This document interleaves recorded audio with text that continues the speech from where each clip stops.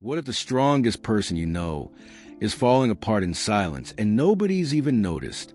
David's poured the same black coffee for 30 years, standing up because sitting down never felt like an option.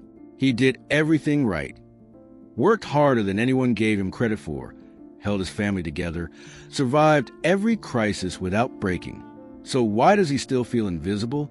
If your life has quietly become a list of responsibilities instead of memories, this is your story too. We're breaking the silence today on something we call the middle child syndrome. Everyone talks about the generations before you and the ones after you, the boomers who built the empires, the millennials who broke every rule. But somewhere in between, there's a generation nobody ever wrote a headline about. David never asked for attention. He just showed up every single day and did what needed to be done. No applause, no recognition, just a quiet, relentless work of holding everything together. Today, we're not talking about dates or decades. We're talking about the weight he's been carrying without ever putting it down, the doubts he's never said out loud, and what it actually costs to be the generation that never complained, even when it cost you everything. Think about your own life for a second. The boomers get called the founders. The millennials get called the innovators. But you're the middle child of history, always there, rarely in the spotlight. David learned this the hard way. When his father's business nearly collapsed in the 90s recession, he was the one who quietly stepped in, working nights while still holding down his own job. Nobody clapped. Nobody even knew, really. He just did it, because that's what the fixer does. That's the weight so many of you carry. Being the one who steps in when things fall apart. At the office, at home, everywhere.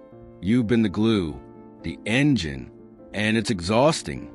Because somewhere along the way, you trained yourself to suppress your own needs just to handle everyone else's crisis. Not quite old guard, not quite digital native, stuck in between. And that in-between space creates a loneliness most people never talk about. You didn't become strong because you wanted to. You became strong because nobody else was going to. You don't trust easily. You never did. And it wasn't something you were born with. It's something the world taught you. David remembers sitting in front of the TV as a kid, watching the news with his father, grainy footage of Watergate, hushed voices talking about lies from the top. He didn't understand it all then, but he understood the feeling that the people in charge don't always have your back. That feeling never really left. While everyone else got swept up by influencers, viral promises, and too good to be true pitches, you were the one asking, "What's the catch?" before signing anything. That's not cynicism. That's survival instinct, earned the hard way. But here's the cost nobody talks about. All that guarding, all that questioning. It makes it hard to fully let anyone in, even when things are finally going right. Part of you is still braced with fall. That armor kept you safe. It just never taught you how to put it down. Here's something only your generation truly understands. The power of being unreachable. David remembers summer evenings on the porch. No phone buzzing in his pocket, because there was no phone to buzz. If he left the house, he was just gone. Nobody could reach him, and nobody expected to. That wasn't a limitation. That was peace. Now look at the world. Everyone's addicted to the ping. Younger generations don't even remember what silence feels like. Real silence, without a screen glowing somewhere nearby. But you do. You remember Saturday afternoons that belonged to no one but you. Here's the question worth sitting with. Have you kept that ability? Or has a modern obsession with staying online quietly taken from you too? Because reclaiming the right to disconnect isn't about ignoring your phone. It's about protecting the one thing that's actually yours, your own mind. Step back from the noise for a moment, and a quieter question creeps in. When I'm gone, what actually remains? David felt this one night, sitting in his garage, looking at boxes of old tools he'd used to fix things for 30 years. His kids don't need those tools anymore. They order everything online now. And for a second, he wondered if the things he'd spent a lifetime building would just disappear with him. The generations before you built empires. The ones after you build digital footprints, followers, posts, things that outlive a moment, even if they don't outlive a lifetime. But you worry your fingerprints might fade the fastest. Here's the truth, though. Your legacy was never going to be a headline. It's in the people who are standing steady today, because you were the ground beneath them. You're not building a monument. You're building a foundation, and foundations don't need applause to matter. That anxiety about legacy, it doesn't just live in your head. It lives in your bank account, too. David still remembers 2008, watching his neighbor lose his house, watching people he knew lose everything overnight. He never forgot that feeling. So even years later, doing well, he still checked his savings account before falling asleep, just to make sure the number was still there. That's not being cheap. That's what happens when you've watched the ground shift beneath people you love. For your generation, money was never about luxury. It was about control, about making sure that when the system shakes again, you're not the one left standing outside your own house. But here's the question worth asking yourself tonight. You've built the safety net. You've earned the right to actually rest in it. So when does the saving stop and the living finally begin?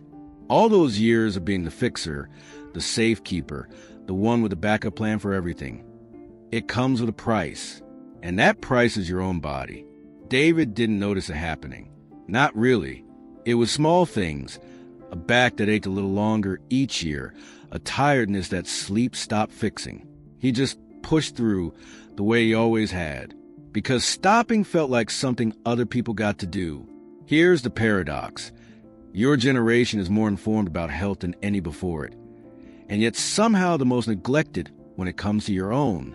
You made sure the business stayed healthy. You made sure the family stayed safe. And somewhere in all that, you forgot that you can't be the foundation for anyone if your own foundation is cracking. Rest isn't weakness. It's maintenance. And if you don't slow down on your own terms, your body will eventually do it for you, on terms you won't get to choose. When you finally let yourself slow down, even for a moment, the silence can feel overwhelming. David felt it on an ordinary Tuesday, sitting alone in his kitchen, nothing urgent to fix, no one waiting on him for once.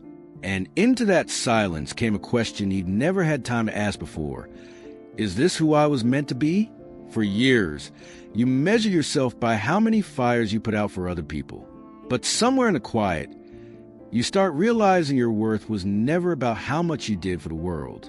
It's about how you feel when no one's watching at all. This isn't a crisis. It's an awakening. The rules that told you to put your own dreams last, they don't have to apply to the next chapter. You've spent the first half of your story writing for everyone else. What would it look like to write the second half for yourself? So where does this leave you? David finally understood it standing in that same kitchen, weeks later. He wasn't a man who'd lost his best years to responsibility. He was a man who'd survived the chaos, and was still standing, still capable of choosing what came next. You aren't past your prime. You're entering your wisdom years. This is a time to take all that strength you spent holding up everyone else, and finally point it towards something that's just yours. A hobby you left behind, a dream you silenced, or simply the quiet luxury of living for yourself without asking permission. You've spent your life being the foundation. It's okay now to let someone else hold you up for a change, or to simply walk your own path. The story isn't over. You've just finished the prologue, the part where you finally become the main character of your own life. That part starts right now. If any of this felt like it was written just for you, you're not alone. You're a part of a generation that changed everything quietly, without ever asking for credit. David poured his coffee again the next morning. Same counter, same black coffee. But this time he sat down. And if no one's told you this lately, thank you. Thank you for showing up, for holding your family together, for choosing responsibility, even when it wasn't easy. Here's the question we'll leave you with. What's the one thing you've been putting off of yourself that you're finally ready to start? Tell us in the comments. Not because the algorithm wants it, but because someone reading your answer might realize they're not walking this alone. And if this video reminded you that your story still matters, Consider subscribing, because this channel is for people history often overlooks, but whose stories deserve to be remembered.